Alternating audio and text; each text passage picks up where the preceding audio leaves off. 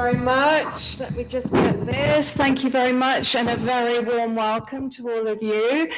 Great to see you here. Of course, it's the first one of this type that we've had, question time, effectively with the Mayor. So it's really good of you to turn up, especially on such a windy, rainy night. We're really grateful. A very warm welcome, of course, to the famous Plaza Cinema in Waterloo. I love this place. It's absolutely fantastic. And if you're watching at home, of course, very warm welcome to you as well. I would just like to say something about the venue here, because it is such a famous landmark, and I think it would be good to use this opportunity to tell people a little bit about it. It's a remarkable story. It opened, of course, on September the 2nd, 1939, very significant day, and it was famous for opening and closing on the very same day. But then, of course, it did go on to open up, and it was a very popular place where people came along for live entertainment and to watch films, of course. And then in the 1990s, it came under threat again from the developers, and it was down to a fantastic team of campaigners who kept it alive and kept it going. A group of women, actually, who just decided that this was a very important community asset and we want to fight to save it.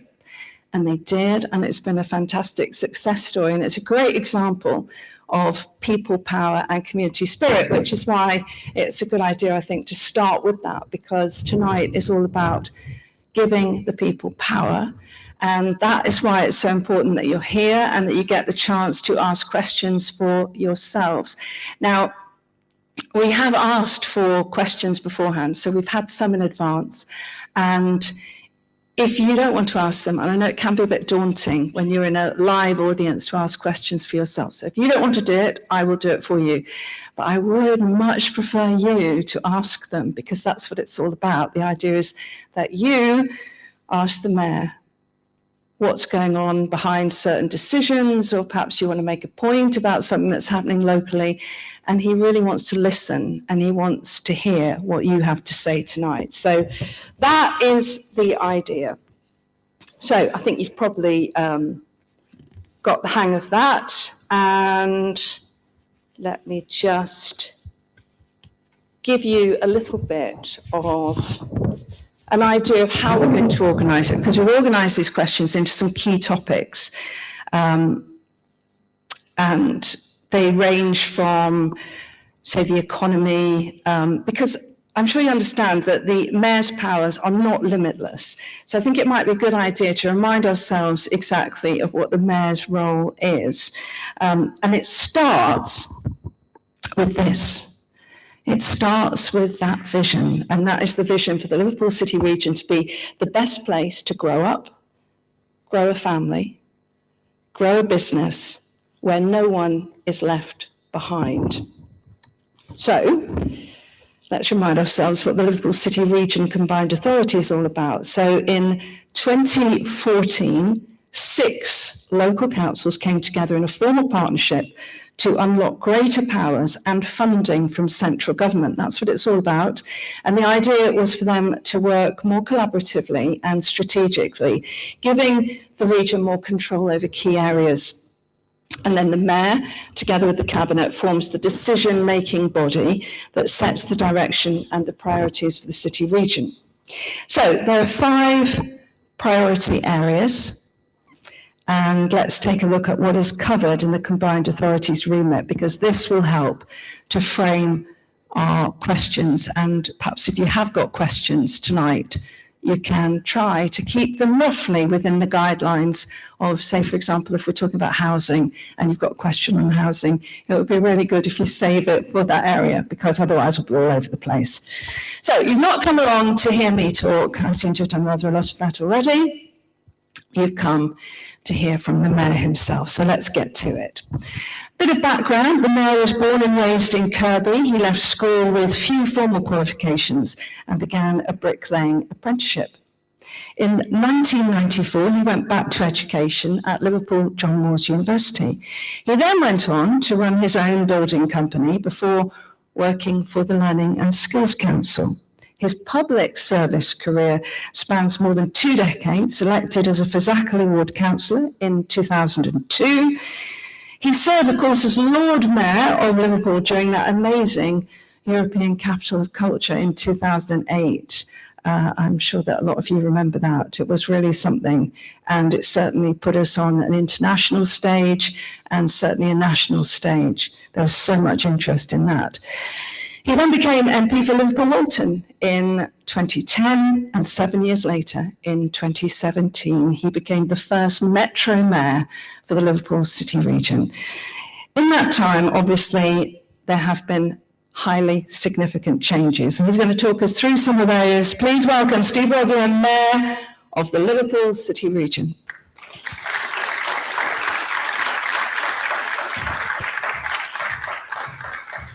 Good to see you. So, Mayor Rotheram, first of all, hot off the press, a new role for you, which I'd just like to ask you about very briefly. Congratulations, you are a granddad. How's it going? Granddad for the first time yet, so my life revolves around getting up to photographs first thing in the morning, in the afternoon, and then just before Harley goes to bed. And if anyone is a grandparent, you'll know that's probably the best thing that can ever happen. And of course, you have to have children to be a grandparent. So I'm not discounting the fact that being a dad was brilliant, but being a granddad, wow. So you're babysitting, you're on babysitting duty? The first one of the weekend is 3 weeks old, 1 day and 3 hours, not that I'm counting, but we had him on the Saturday night, and we took turns so that our daughter could get a good night's sleep. And it takes you back to, obviously, when you have your own kids, and sleep deprivation, it's torture, isn't it? I wonder, when you look at him, does that focus your mind even more on getting things right for the next generation now? Wow. I think I've always wanted to use the role that I currently am lucky enough to hold, to try to see if I can do things not just for the generation that we're currently in, but for the next generation. So we've done an awful lot, and we'll probably tease that out, what we've done with Youth Guarantee and trying to reduce bus fares for people and all the great things. But yeah, the focus of the mind, isn't it, that we want surely a better world than what we currently are all experiencing. And I want him to be able to have the opportunities that perhaps some people in my generation simply didn't have. Okay, well, we are here to talk about the Liverpool City region, of course. But it will be the elephant in the room if I don't mention it straight away. How do you feel about all the speculation surrounding Andy Burnham becoming an MP and Prime Minister at the moment? Your mate, will he be doing you lots of favours as Prime Minister? And this region, obviously. Any race that you're in, you've got to win the race that is in front of you. And that's a difficult one, because the constituency in Makerfield is very split. There are some absolutely solid areas for Andy, some where it's very much a race between different political parties. So he has to get over the line on this one. I predict that he will do, but it's going to be really, really hard because politics is so polarised at the moment, and we're seeing that writ large in one single constituency of the country. But after that, we'll see where that takes him. So what sort of things have people been saying on the doorstep to you? I mean, I didn't just see it over the last few weekends in Makerfield. I saw it during the local elections. We Labour got a bit of a trouncing, and it was because people believed that the government wasn't listening to them. And in areas like Sefton, which is where we are, I did a lot of campaigning, and there were people who were saying, I recognise what Marion, who's the leader, Marion Atkinson, I recognise what Marion has done. She's taken the council from where it was to one of the fastest improving councils in the country, and she's done it. And then you go, but, and the but was that they couldn't trust what's happening at a national level, and therefore they were going to vote for any other party, whoever that might have been, and a whole host of different parties. So all of this thing where politicians say, we have to listen, proof positive that if we don't listen, the country will find somebody else to vote for. Well, and this tonight is all about you wanting people to know that you are listening to them. We have got Kate here, I think, who has a question. Kate Stevenson from St Helens. Hi, Kate. Can you just wait for a microphone to get to you? Unless you can shout very loudly. Just down the front row. Thank you very much. Thanks very much. Kate Stevenson from St Helens. You can stand if you like. That would be great. We'll do okay. Hi, Steve. It's a quick question. It's obviously following directly on from what you've just said about Labour getting a trouncing. As you know, St Helens was lost from Labour to Reform, which has left St Helens in a position where our council is now run by inexperienced councillors, an inexperienced cabinet, and ultimately an inexperienced leader. Now, whilst it seems to be, we're only 3.5 weeks into it, who can tell, it's a concern to everybody across the town. So my question to you is, what plans do the LCR have in place to support the people of St Helens and also to support those new councillors in that role? Well, look, that's the democratic decision of the people in St Helens, isn't it? So we're not questioning that. You know, that's what they've done, and they chose to put an X next to people who had said previously that they were inexperienced. And I've already met with the leader, the new leader of St Helens Council, who's a Reform leader, and he's explained that they will need some support, and they've already admitted the inexperience through the appointment of somebody that they've had to bring in as a political advisor. So I'm not here to try and score party political points on this, because what I want is to put place first. And St Helens, under the leadership, certainly of the last two leaders in St Helens and before, but the ones that I've worked with, I can see the huge strides that have been taken to look at how we regenerate a town that had lost its way, and that people obviously felt that a government wasn't listening to them. And so some of the great things, Parkside, for instance, where it's a genuine opportunity to create some of those jobs of the future, so that young kids in the schools there, in the brilliant college that's in St Helens, but they can get the skills to move into those jobs seamlessly. We want to ensure that there's the right types of housing for people so that they'll put roots down there. And then we want, obviously, public transport to link the whole thing much better than it currently is. And that's why we want to take over the buses. But St Helens has benefited hugely. If you have a look at the town centre, and I did during the election campaign, I went round knocking on doors, very mixed reception, in all honesty. But we were saying about what's happening in the town centre. And if you go there, you can actually see the physical transformation. So stuff starting to come out, and diggers are there. And I was explaining to one particular woman about what we were doing, and she said, "I'll believe it when I see it." And actually, I pointed behind her, and the glass was going in, the building was complete. So that's the cynicism sometimes that we have to contend with as politicians, because our reputation, our lot at the moment as politicians, for everybody, every party, is probably the lowest I can remember it in my time. And that's, I started leafleting for my party when I was 11, so that's a few decades ago. I mean, again, thanks for explaining that, Steve. We've obviously seen you in Rainhill campaigning for Labour, and what's happened in the past wasn't my question. My question is, what will the LCR do to support my village of Rainhill and the town of St Helens during this transition between a Labour-led council to a Reform-led council? Because irrespective of the difference in politics, you're still our mayor. Absolutely. No, I've met with the leader of the council, and we've talked about what support they will need. And look, as a combined authority, we will treat St Helens the exact same as the other five, and the other five are Labour-led, but it doesn't matter who's leading those. Whatever it is that we need so that those areas can receive some of the funding that we're winning from national government, we'll do everything in our power, and we'll work with anybody. And don't forget the officers of the combined authority, that is their duty.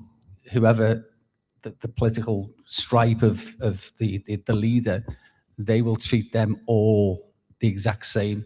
And the one thing I would say is, and I can't go into any more detail, but next week there'll be an announcement on St Helens from the government, and we're saying to the government, just because it is a reform council now, the people shouldn't be in any way shoved to one side because of their decision. What we need to do is to prove that we still will help and assist every area so that we can win people back the next time. So you still care about them and you're not going to punish them. Kate, is that 100% answering not. your question? Okay, fantastic. That's got us off to a good start. Kate, thank you so much for that question. We have one from Neil Pye here, and he's asked me to read it.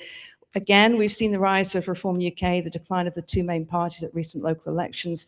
How much do you think that this is down to the governance of the city regions and the feeling that activity is concentrated on the major cities, which can leave outlying towns and places further away feeling forgotten?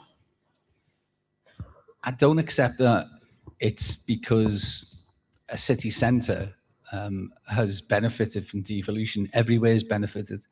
And all I can tell you is that per capita, there are other areas like St Helens, for instance, that have done better out of the combined authority than Liverpool has as a city. Do you think it's a perception sometimes? Oh, I I do, suppose yeah, Liverpool yeah. perhaps gets the attention. Yeah, if you have a look at what we've done in the other areas, it doesn't attract the same sort of media coverage.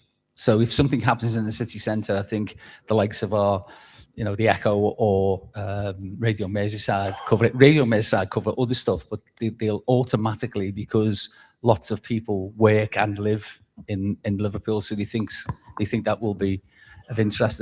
But look what we did in this area. So Maghull North Station had been promised for decades, and we built Maghull North. If you have a look at the Crosby Leisure Centre, again, we refurbished that, brought it back to life, and people are using that in the community for all sorts of activities.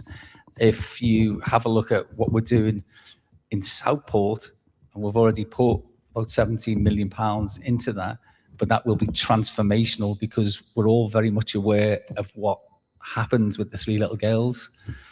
What happened economically is that visitors stopped going to Southport, and so it took a big hit. In fact, it literally fell off a cliff, the visitor economy. So we're trying to reinvigorate that, and that will be a huge and transformational way in which people will want to go there. But look what we're doing on trying to get people to other places outside the city centre. And the £2 bus fares, you can travel all over the city region other than Halton. I have to put that one in because they're not part of the scheme. But you can travel anywhere for £2. That isn't just about the cost of living and helping people. It's about ensuring that people can get to leisure activities or to cultural activities, or to go to see a friend, or sometimes to go to see a doctor, or to go to a hospital for an appointment. So we're doing what we can do, but other areas have benefited hugely from the combined authority. Sorry about that. Okay. A lot of these themes, I think, are going to come up as we go along, Steve. I'm sure some of those will be picked up, but this seems like a good time to take a closer look at the local growth plan, which will put some of this into perspective, and a video that lays out what the Mayor and the combined authority have collectively achieved so far.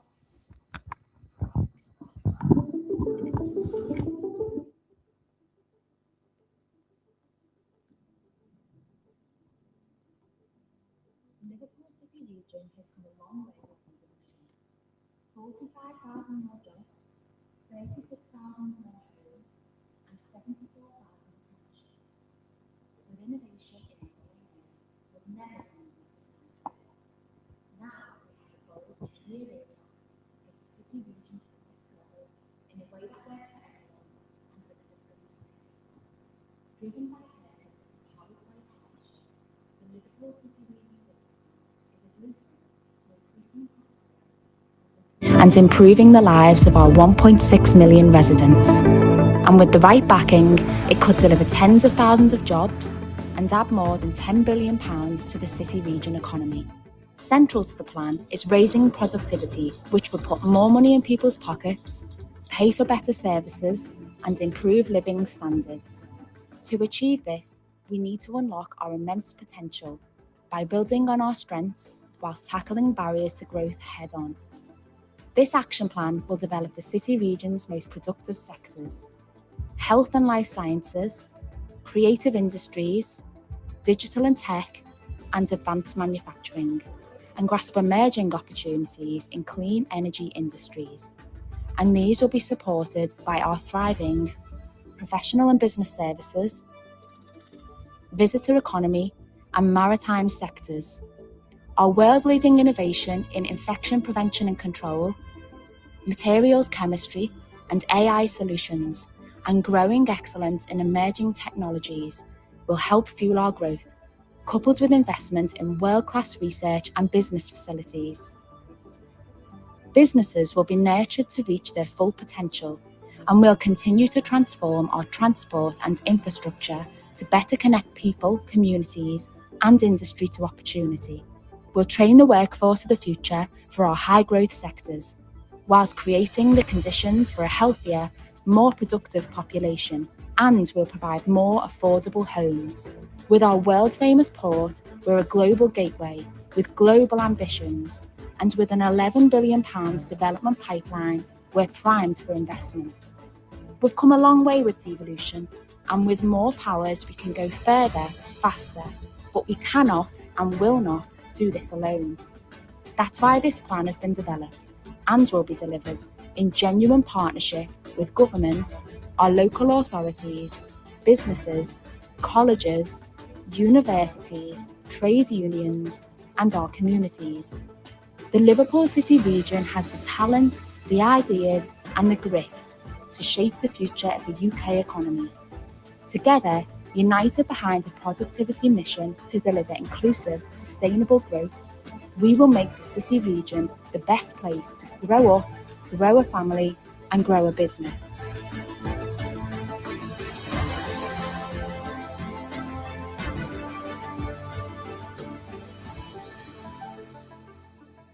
So lots going on, lots still to do. Let's get on to the economy and your questions on it. Peter Garrard, are you here, Peter? Peter, thank you so much for joining us tonight. There's a microphone on its way to you. Just wait for that, because that way we can all hear what you have to say, Peter. Thank you very much. Does the city centre receive too much investment and too many high-profile events at the expense of outlying areas? So it's closely connected to the earlier question from Neil Pye. And since you've partly answered it, I'd invite you to concentrate on high-profile events particularly. Thank you. I think any hub always benefits as the magnet to draw people into it. And Liverpool, whether we like it or not, is the hub of the Liverpool City region, just the same as Manchester is the hub of Greater Manchester. And therefore, they have more, or disproportionately more, large-scale events than anywhere else. But it doesn't mean to say that events aren't taking place all over the city region, funded by ourselves.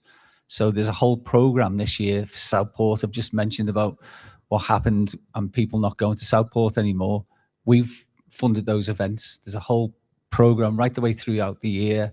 Large-scale events, tens of thousands of people will be on the streets to see some of these things. But it's not the only one. If you have a look at what happened, we did a Borough of Culture. And in Knowsley, for instance, they majored around music. So obviously people take their own theme. You can do anything they want with it. But they were massively successful in using venues for large-scale events, some of which are quite unique. So I got married in somewhere called St. Chad's Church, and they used St. Chad's Church as a venue for music, for musical acts, for groups to come along. But they used Highton as well, and the town centre, all of those areas. Shakespeare North benefited from it. So everywhere you'll see that there's a celebration of Indigenous culture, but also events that we fund so that people can attract more people to go there, because footfall is really important. But the city made the centre point remains about- the engine. It's the driver of growth. Well, then you made the point that the media often focus on Liverpool as well, which, I think is true. And, I've seen that happen. I think because they have offices in Liverpool, they tend to go to Liverpool. And quite often, it's local people who drive the coverage of your own area. And, I've seen colleagues of mine go and start their own media outlets. And some of those work really well in publicising events and organising local festivals. So And it's where visitors come to. I mean, visitors Yeah. go to the city centre. yeah, When you have a look at the cruise liner facilities, and the amount of ships that are coming into Liverpool at the moment. and they all have to stay somewhere and go out somewhere, and it has spin-off effects. Do you accept that, Peter? Can I just mention two other things to Peter? The Grand National, a large-scale event, happens in Sefton every year. The golf, when it comes here, either happens in Sefton or on the Wirral. So it's not that there aren't large-scale events that happen every single year as well, that they repeat. What we want is more of them to come in, first of all, into the city region, but then if we can find appropriate venues, and we have a subvention fund, it's called, and we put about £2 million into it. So while it might not be on the street, the likes of the Floral Pavilion, that gets used a lot for conferences, and that's because we subsidise it to attract people in, and it's because we want more people to stay in the area. If you get more bed nights, the visitor economy continues to grow. And that's the simple way in which we can maximise what we've currently got, which is about £6.27 billion in the visitor economy. But I think we can take that stratospheric. Well, there's no shortage of visitors last week, was there? Was it last week? All the beaches were absolutely packed, jam-packed. I'm sure we'll come on to that later as well. I've got a question here from Kevin McManus as well, saying, how important do you think the creative industries such as the music sector are to the growth of the city region economy? It sort of ties in with events, really. Well, I got back from London today because last night I was at an event which was around music in the north, and to ensure that the south hears that the north is still the music capital. So Liverpool, just the city of Liverpool, that's a UNESCO city of music, and rightly we're proud of that. But other areas, I've just mentioned some of the things that we're doing when we do Borough of Culture and trying to get local acts opportunities to stage these groups. But we're doing fantastically well. And if you have a look at what we've done with the funding, we actually gave people from the industry £2 million, and they then invested that into the music sector, and we'll be the first area in the country, because of building that ecosystem, that will have a £1 billion music economy in a city region. We'll be the first to do that, and we should be rightly proud of that. Not just the heritage, we all know about the things that have happened in the 60s and 70s and all that, but we're producing really good stuff now. And from just around the corner, if anyone's not heard of Red Rum Club, listen to that band, and that's another band that will hopefully break through. And the more that they can be on an international stage, the more brand Liverpool grows, and the more people will come here and spend the money. Okay, one more quick question on the economy, if anyone wants to dive in there. Yes, in the front row. Could we get a microphone down there? Thank you very much. You a student? Yes. Yeah. Yeah, you mentioned in the video earlier about improving the economy and how you want to make it better. So I was just wondering what's been done in terms of retaining graduates. I know a lot of our graduates are currently going to London or Manchester, as they have a lot more job offers going, but a lot of students do want to stay in the city, and they really do love living in Liverpool. Obviously, it's important to note there's also a cost of living crisis. We see the higher education sector, which is one of the biggest employers in the city across the country, are going into a crisis. And just on top of that, the council tax is raising more and more every year. So I was kind of wondering what's being done exactly and what sort of companies we can expect to see in Liverpool in the next few years. And what are these students doing? What are their qualifications? What do they want jobs in? I mean, there's over 60 to 70,000 students. It's quite hard to speak for all of them. 80,000, sorry. And that ranges from doctors to IT, computing, engineering. We want them, don't we? Yes. But they want to stay. We want them all. We want them all. And the reality is that we're doing so much better than we were previously. And I'll just give you the stats, and you can check this because I'm sure you'll do your research. When I took over, we were in the bottom 10 in the country for graduate retention. We are now in the top 3. So more people are staying, and they're staying because we are creating those high-paid, high-skilled jobs. So people stay here after they've graduated, which means that we've not got the brain drain. It means also that the types of companies that we've got coming in, not only getting that talent pipeline, but they're expanding themselves. So I don't know whether you've heard of Kyndryl, but Kyndryl, the world's largest AI support company. Everyone was after them. London was after them, Leeds, Manchester. They came to Liverpool and the Liverpool City region because our offer is unmatchable really with anybody else. Logchain have just recently come in. We've got a number of irons in the fire for American companies and especially Canadian companies who are looking fresh at the UK because of what's happening in America with Trump. So there are opportunities. I've put a pledge that we will increase FDI by 25%, foreign direct investment by 25% in the next few years up to the end of the decade. We'll smash that because we are getting those good quality jobs coming in. The thing about when people were leaving in their droves, we were asking the questions, or universities were asking the questions, why they weren't staying here. We've corrected the things that were in our power to do. So they wanted better public transport. I'm sure we'll come on to that. They certainly wanted the right types of accommodation and housing and all of that sort of stuff. And they wanted and did highlight that a good cultural offer is something else that would encourage them to stay.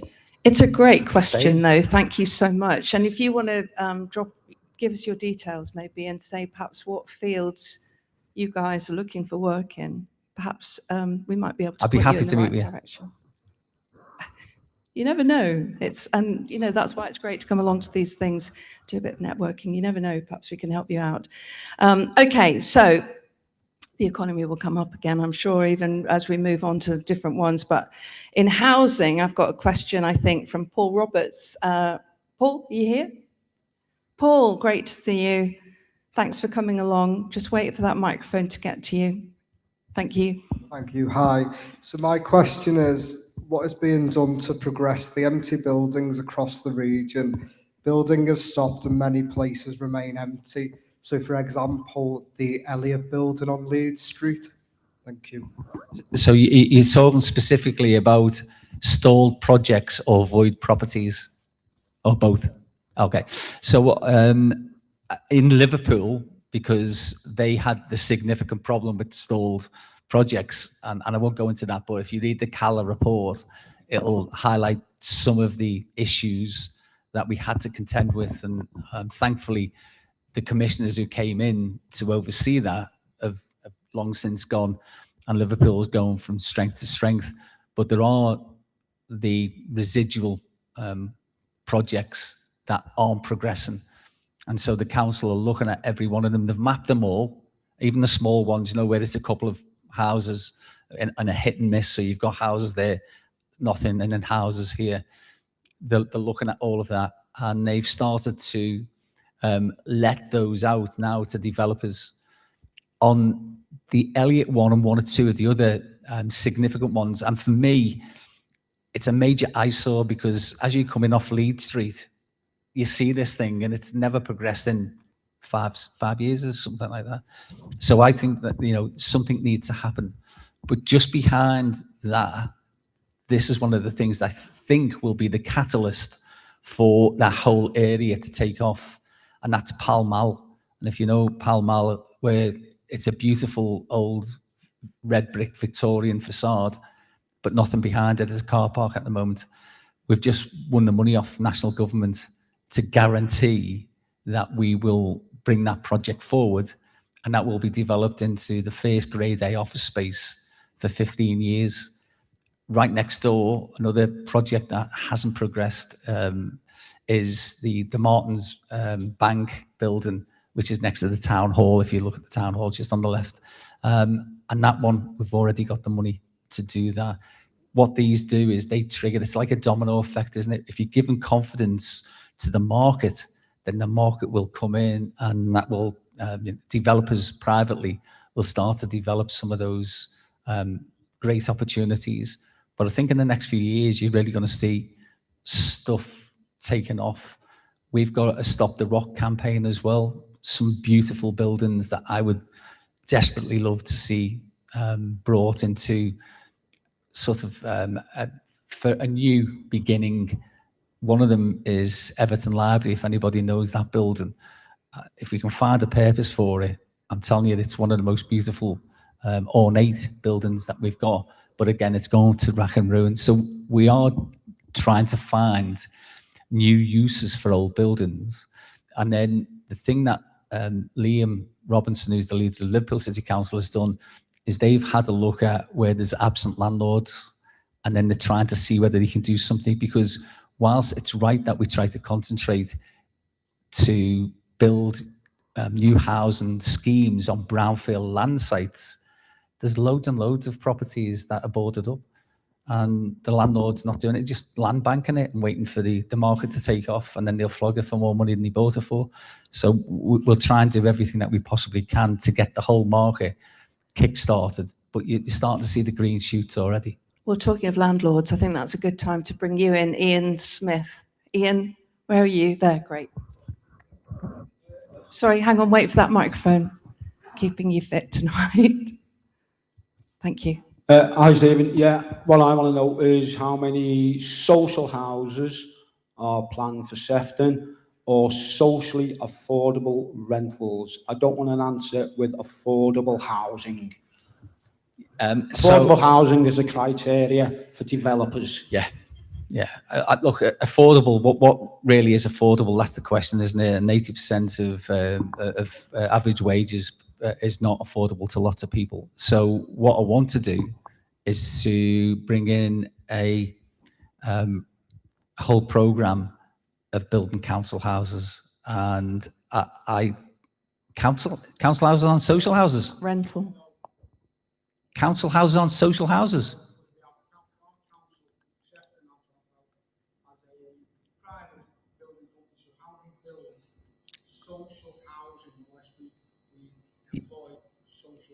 You can't get more social housing than council housing, and so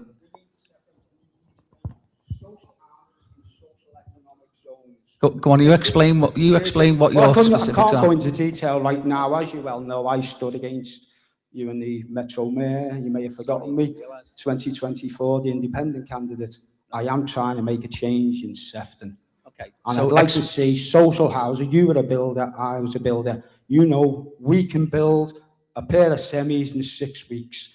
Why can't we have social enterprise builders building them week after week after week?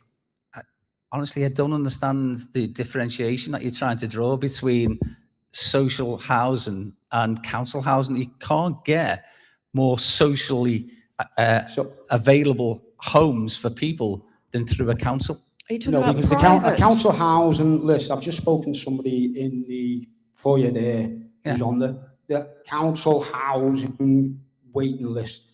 Absolutely no chance, apparently in Bandy, of ever getting near a council house. There aren't any council houses. Exactly, there's no council houses. So she can't be on the council house waiting list, can she?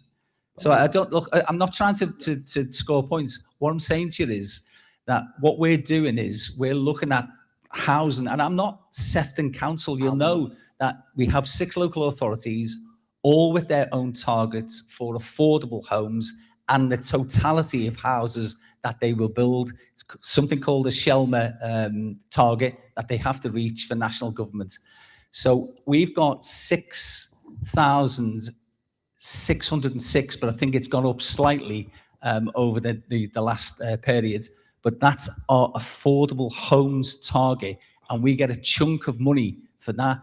But if you're saying who builds the homes, which is, I think, is that the domain of the question? Who builds those homes? Pretty much. How do we get social Okay, housing? so that's why then local authorities aren't allowed to build at the moment, because they had something called a HRA, a housing revenue account. When the houses were flogged off under Thatcher, you remember, the HRAs were closed down and houses were given to arm's length companies. Those arm's length companies became housing associations, and now they become registered providers. Those registered providers build social housing. So there's lots and lots going on. I went to a scheme, I think, from Bootle. Yep. I went to a scheme not far from you, round the back of Bootle, where it's Savini building them, and it's brownfield land, and they're building them. They themselves, as a socially trading business, they employ the people who build the houses. So we are trying to do as much as we possibly can. So how much is the rent on these properties? Are these socially affordable? And when I say socially affordable, what I'm trying to get at is just like the lady who works in Greggs. She's going to get paid a minimum wage just over. Why can't she afford a place just around the corner from Greggs at a quarter of their disposable income? That's socially affordable. I want to see socially affordable. But Okay, thank you very much. But there's a conflation here of two things. You just said, why can't she afford to buy something? And then you're talking about socially affordable rents. Either they're going to buy it or they're going to rent it. And they're two completely different things. And you can't just throw them in as... So councils, of which there's no council stock in the whole of the city region. So Halton, Knowsley, Liverpool, St Helens, Sefton and the Whittle, no council houses. They were all flogged off under Thatcher. And what we're trying to do is to people can afford to rent. We're trying to reintroduce council housing, which council housing by definition are rented properties, and they are affordable rent rates. Right. I think we've probably exhausted that. If you want to continue this and you want a further explanation, I'm sure that you could submit that in more detail, and we can take that up, because we have limited time with each person. I'd like one more point on housing, if someone wants to make a quick point. Yes. Hang on. There you go. Yeah, I'm in the Sefton Council area, live in Thornton. What's been happening there is, they're working on a plan. Could you just hold that microphone to your mouth? Thank you. They're working on a local plan that was drawn up in 2010, and they haven't really reevaluated what's been going on in the area. And they've created a bottleneck since they built a new road, and it's enclosed the green belt. And the latest bit has been included to accommodate another 150 houses, but it's just got everyone's sort of, it's fallen apart at the seams. There's no school places, there's no GP surgery, the roads are absolutely gridlock, and it sort of goes on further into the Crosby area because everyone commutes. So you're talking about the infrastructure not being there for new housing. Yeah. Is that your point? That's right. Okay. It's the thing I'm interested in is how much at your level, the city region, that you can help ensure that growth is properly sequenced, sustainable, and doesn't worsen existing problems in places like Thornton. Thank you. That's a great point. Okay, so I'll just try to separate the thing about councils haven't disappeared. So it's still a local council issue. So it's Sefton Council in this instance, and I'll raise it with Marion Atkinson, who's the leader of Sefton Council, on your behalf. Our bit in it is now to develop something called a spatial development strategy. And that is to do the things that you're saying that we need to do. So we've got huge opportunities to build large scale housing developments. And by the way, nobody wants housing by them, but everybody wants housing. And that will then take into consideration the very points that you're raising. So the types of infrastructure that you'll need so that them communities can start to grow and embed. I'll give you an example. If you're building several hundred houses, especially for young families, it's likely that there's going to be a lot of kids, and those kids will need a school to go to, but they'll also need a dentist, won't they? And they need a doctor's surgery and all of the things that you need. So that's the spatial development strategy looks at the whole of the city region, and it identifies the areas where they would be designated for housing, and then the ancillary needs on top of X amount of homes being built. But that's the SDS. For the local plan, that's all the local authorities. Well, and you mentioned the roads being chocker. I mean, I guess that's where transport comes in, public transport. That Certainly could be does. an issue. Estates, and they've not built any, you know, there's no GP. The road, that hasn't been looked at, and it's just getting worse and worse, and we're trying to stop the latest one because they're just making it worse. The green space isn't there, no parks, local transport's really bad. The bus services are not that good, and we're 2 miles plus away from a train station. So it's not even being looked at, but it's like banging your head against the wall. If you speak to the council, they're selling off land to make to balance their budgets. And I just wondered how much, you know, this all should have been done first. Surely it's like you put the cart before the horse. And I'm just interested to see if you can bring any pressure to look at that. It's always a difficult one, isn't it? And I think you'll accept this point that we need more houses to be built, more homes to be built. And so if we don't do that, we'll continue with the housing crisis that we currently have and the homelessness crisis that everybody can see. If you walk around any city or town, you'll see it manifested in people on the street. So we need to build more homes. But I absolutely accept the point that you're making, that you don't just stick them anywhere. You have to consider all of the other factors if you're going to be building large-scale housing developments. And as I say, I'll certainly represent your views when I speak to Marion, who's the 6 leaders, including the new leader of St Helens Council. So they form my cabinet, and we'll discuss that as an issue. But what I do want to do is try and see whether we can bring more housing forward, hence why we were talking about council housing.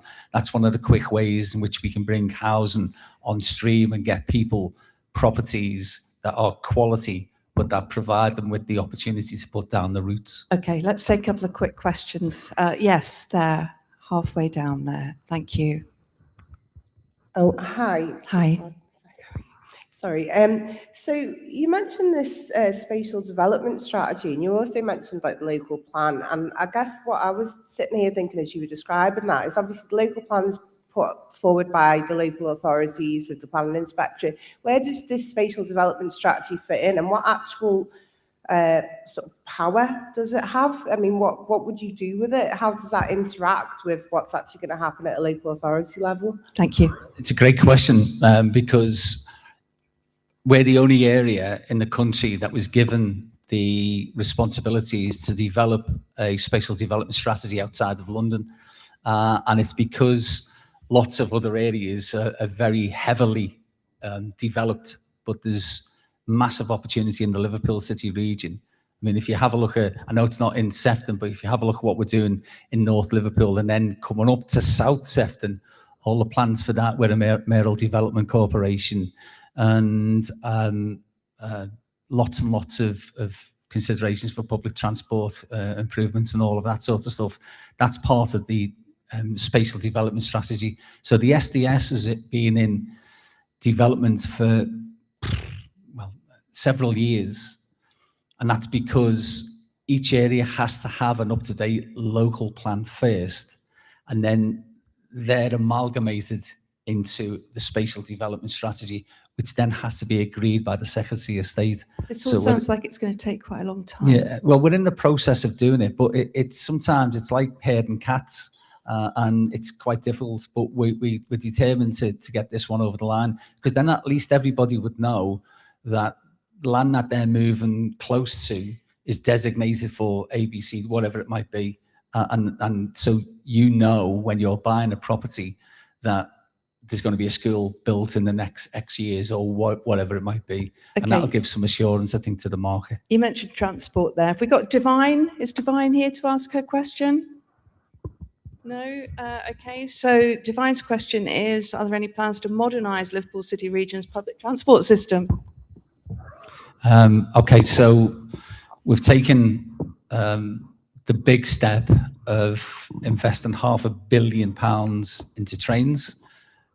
Just heard about one station, which was in the Gold North. We built Headbolt Lane. That was promised to people where I'm from, Kirby, for 54 years.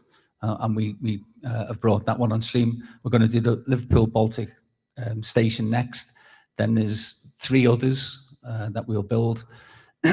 We've introduced Tap and Go, and some people will say, well, about time, but Tap and Go is not as simple as people think. And actually, London, their Transport for London are coming to Liverpool City Region to have a look at what we're doing, because ours is the most advanced.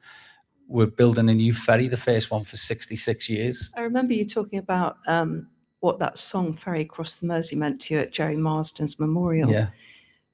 What's it like to sort of like have control now over things like this? A new ferry on the Mersey, that's quite something, isn't it? When you see it, you'll realise what I want is for people in our city region to have a genuine quality alternative to jumping in the car.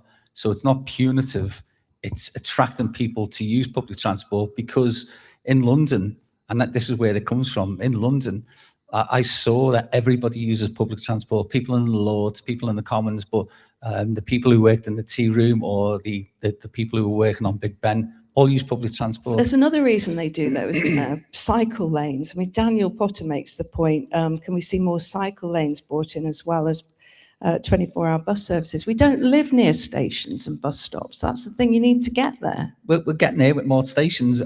So, for instance, the only way you can do any of this is by attracting money. And I bet you there's nobody here who's ever knocked on a door as a candidate, or anybody else who's answered the door to a candidate who said they're going to vote for somebody because of that person's transport strategy or housing strategy or whatever. But without them, you can't attract national funding. And so when I first came in, we didn't have any of this. My first transport settlement was £172 million from national government. My current one, which starts next year, is 1.6 billion. So it shows you that if you get the foundations right, if you get the strategies and the assurances for national government, you can win pots of money. And we're winning pots of money all over the place. There's going to be an announcement about what we're doing on what's called a rapid transit system, because I'd love a tram. I've said since I was a kid, I'd love a tram in the Liverpool City region. There was supposed to be one in 2001, I think it was, which was Mersey Tram, which was going to go between Liverpool City Centre and Kirby, and then Liverpool City Centre and the airport. They even bought the tracks, and councils fell out, and we've got no tram system, whereas Manchester started behind us. And if you go to Manchester, it breaks my heart, but they've got a brilliant tram system. So we have to all work together to get some of these things. The government settlement is really good for us, but have a look at what we're doing on public transport. Every single element is going to be state of the art. You know, the brand new trains, battery operated, step free, and the buses are going to be zero emission and some of the best buses in the country, a new ferry, and then a rapid transit. And then just on active travel, I think whoever asked the question is absolutely right. It can't be the poor relative, and we're going to develop more of the 600-kilometre network for active travel that I promised. So you're not forgetting the cyclists, that's good. Okay, skills, we touched on skills before. I mean, only last week we were hearing about, it's so depressing, wasn't it? The lost generation of young people who aren't in education, training or employment, which was just so depressing. I've got a question here from Frank. He wanted me to ask it. Unfortunately, he doesn't want to do it.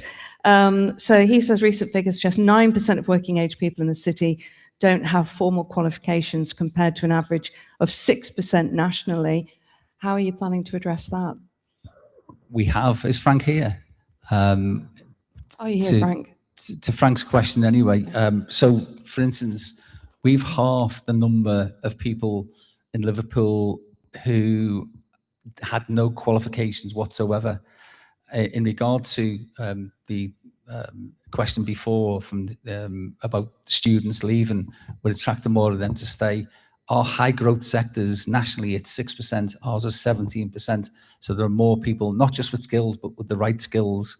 And we've reduced deprivation by the highest margin of anywhere in the country, which was announced last week by the Centre for Cities report, where ours have gone from some of the worst in the whole country to now above national.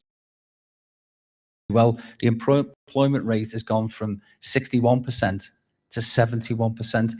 None of this happens by osmosis. This is because we're able to plan things with 6 local authorities working together with a devolved agreement with national government, which means that we can assure them that every penny that we get, you get a bigger bang for your buck than national government doing it for us. Okay, Toby Joe. Where's Toby Joe? Could we have your question, please? What have you done to prevent NEET levels age 16 to 24? And what will you do in the future? Yeah. Okay, we kind of touched on that. It's horrendous, isn't it? So I meet, as you know, with the Youth Parliament, and I listen to their suggestions. But we won a pot of money. I think it was £3 million. If somebody can just check that, £3 million, maybe 5 million from national government. So we're what's called a trailblazer area for people not in employment, education and training.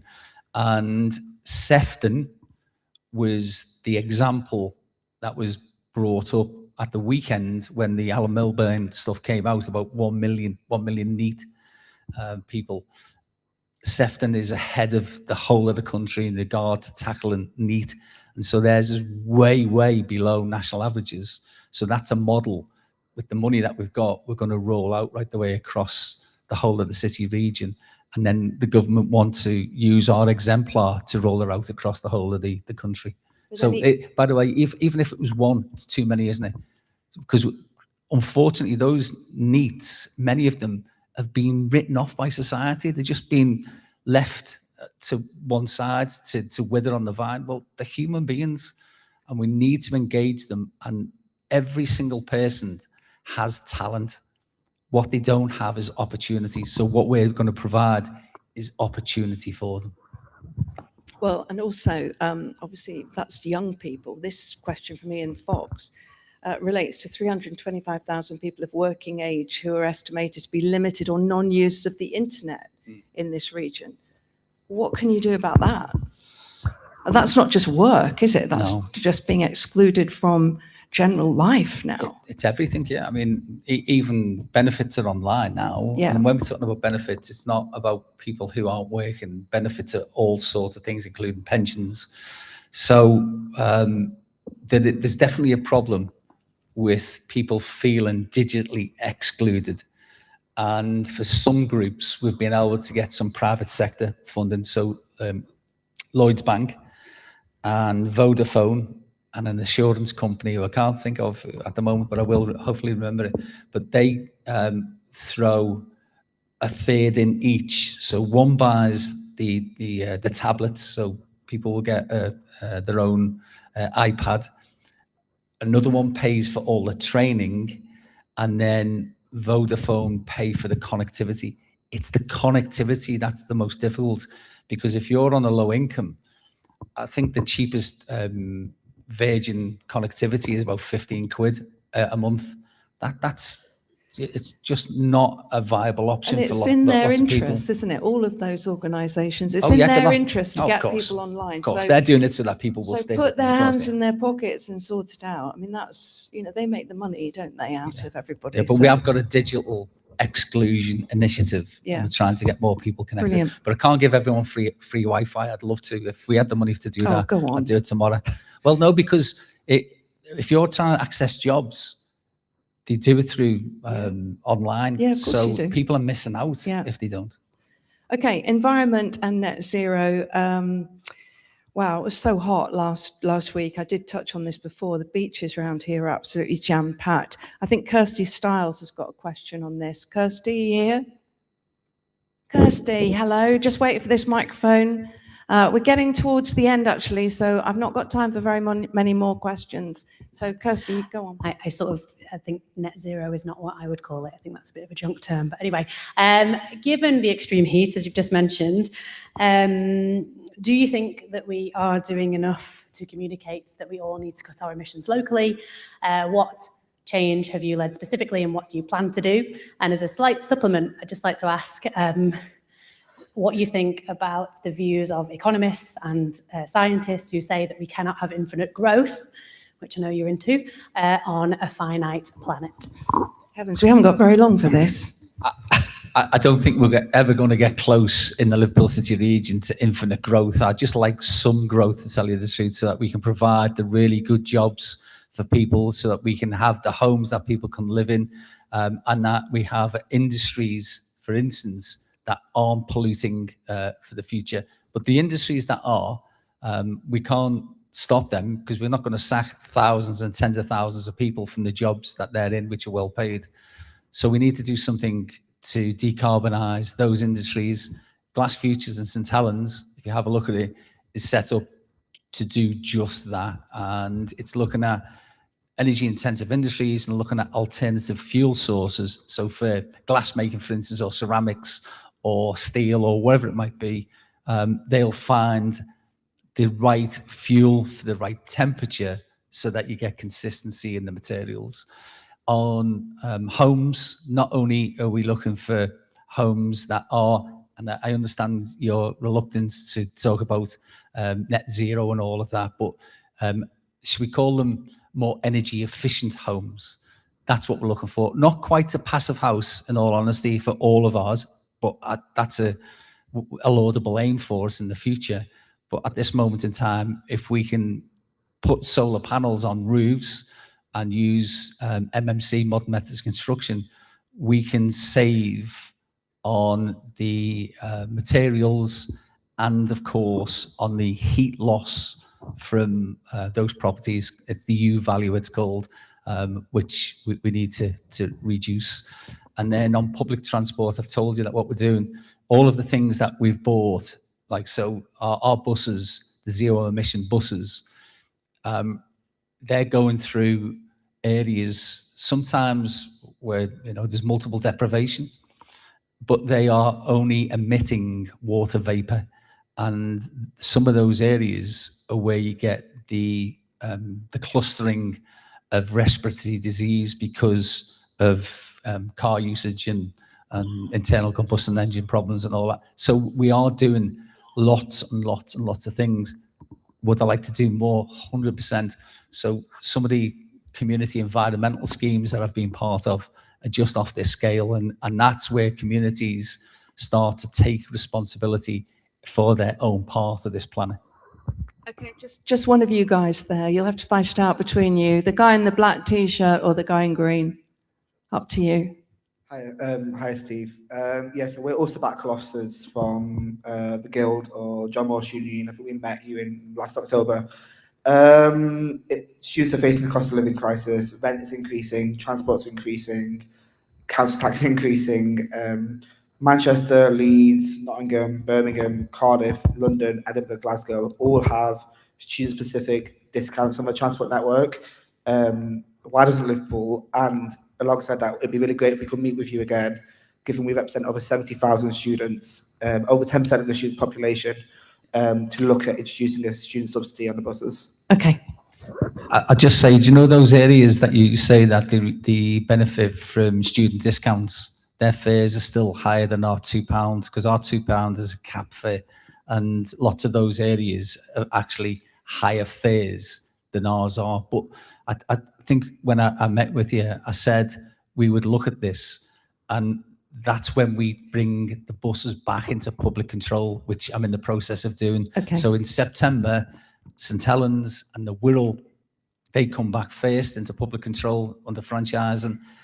By the September of 2027, the whole network will be ours. So we decide on the fares, on the structures, on the buses, on the fleet, on the zero emissions types of vehicles that we have. That all comes under the mayor, whoever it will be in 2028 onwards. Okay, I'm just trying to get as many people in as I can. Caroline Keatley, where are you, Caroline? Okay, can we get a microphone? Thank you. So this is with the community in mind. Yeah, go on. Yes, hi. I'm part of a litter picking group on the Wirral, Well done. and there's lots of groups across the region. Nationally, it's estimated we spend £1 billion a year picking up litter, and disproportionately on the coastlines and in the urban areas. And that's shown very dramatically in our region. Now, the combined authority is doing amazing work on regeneration, tourism, new jobs, housing, transport, etc.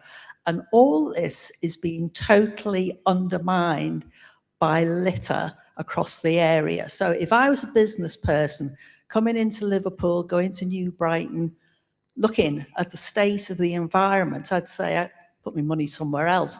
Tourism, the same. You wouldn't come back, I think, to many of our areas. So I'm asking you, Steve, to work with us, to work with the local authorities, to really hit this problem on the head and transform the region to look as it should do, as a magnificent area. Thank you.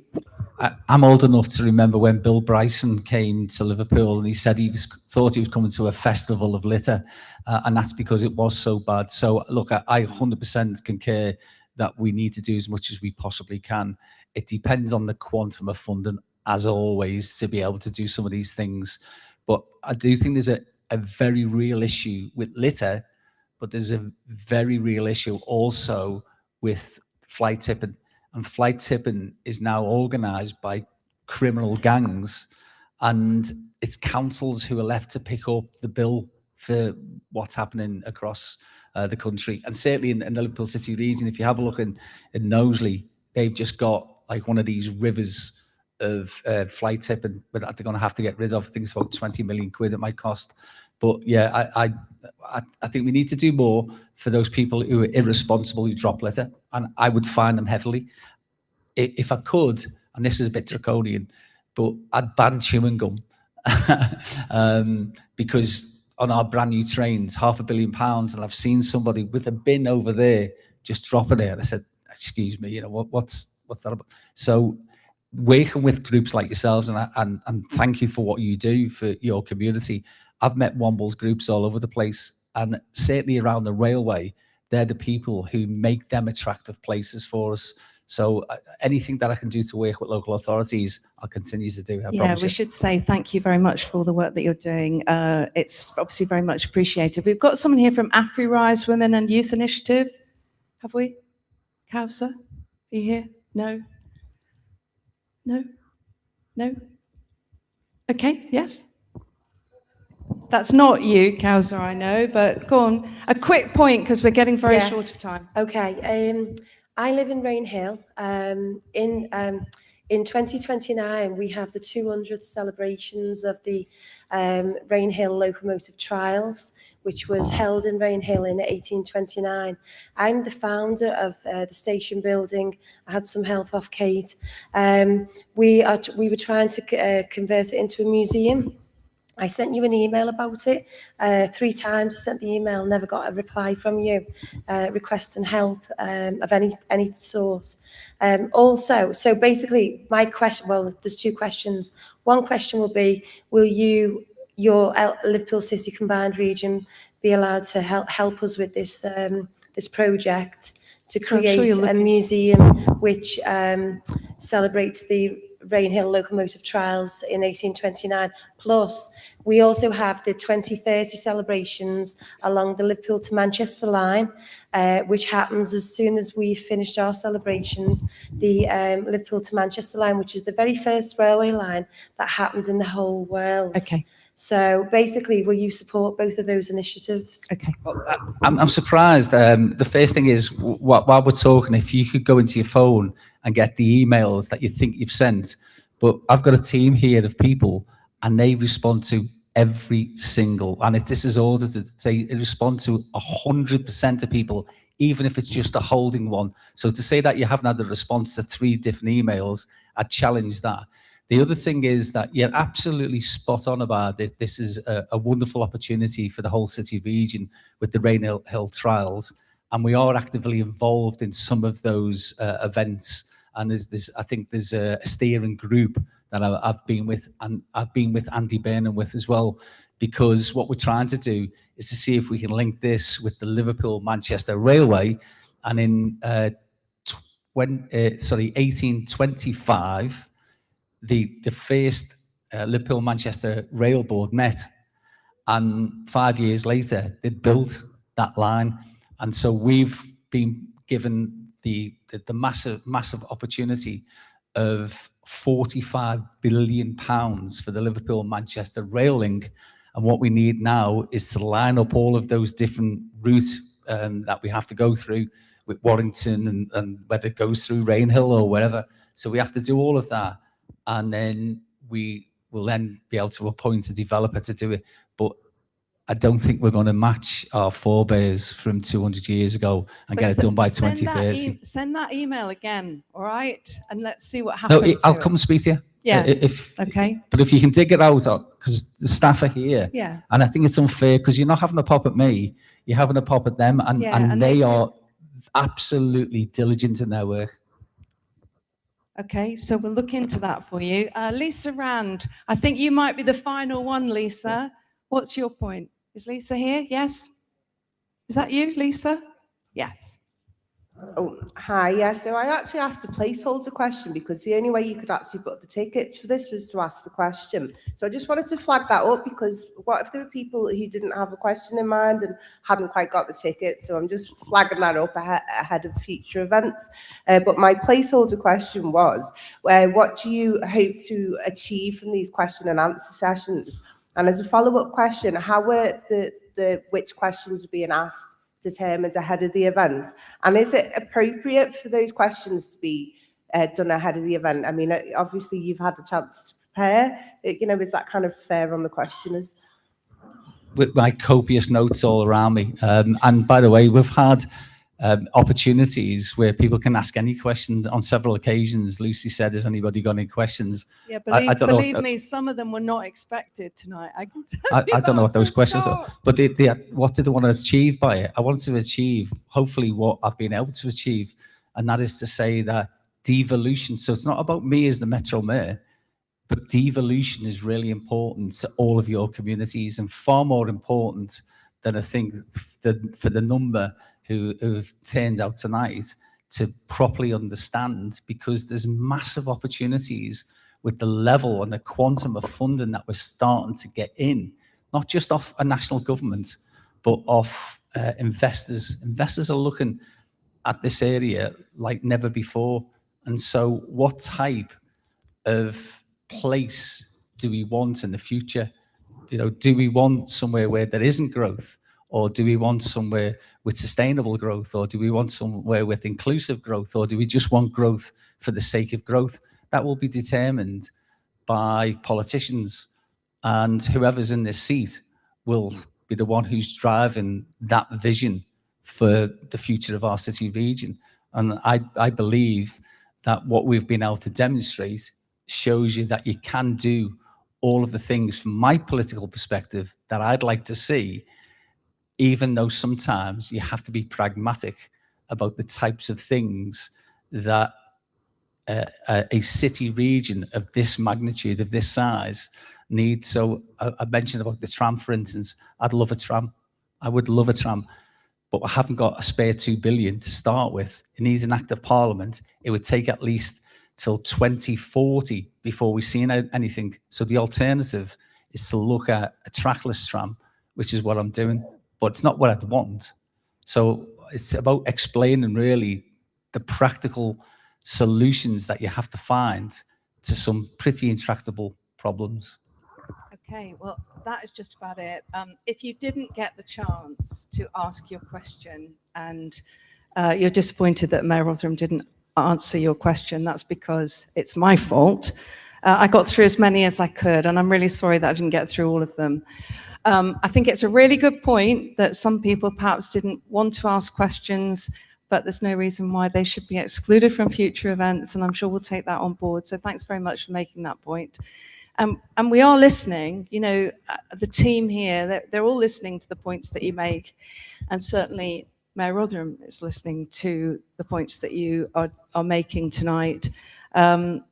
If you didn't get an answer to your question and it needs to be referred to another agency, just make sure that you leave us your details before you go so that we can make sure that we do answer that in full for you, or we get someone else to.